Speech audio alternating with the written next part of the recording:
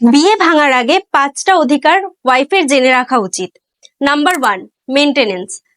Wife চাইলে হাজবেন্ডের থেকে মেনটেনেন্স ক্লেম করতে পারে under section 144 of BNSS act অনুযায়ী। নাম্বার 2, স্ত্রী চাইলে হাজবেন্ডের বাড়িতে থাকতে পারে। হাজবেন্ড যদি স্ত্রীকে বার করে দেয় তাহলে স্ত্রী ঘর ভাড়া নিয়ে থাকতে পারে এবং সেই ঘর ভাড়ার টাকা হাজবেন্ডের থেকে নিতে পারে। নাম্বার 3, ওয়াইফ যা কিছু স্ত্রীধন নিয়ে এসেছিল সবকিছু নিয়ে নিতে পারে। সোনা গয়না, টাকা পয়সা, খাট, আলমারি, ফ্রিজ যাই এনেছিল সবই নিয়ে নিতে পারে। নাম্বার 4, ওয়াইফ আর হাজবেন্ডের যদি কোনো চাইল্ড থাকে তাহলে সেটা ওয়াইফের কাস্টাডিতে নিয়ে নিতে পারে।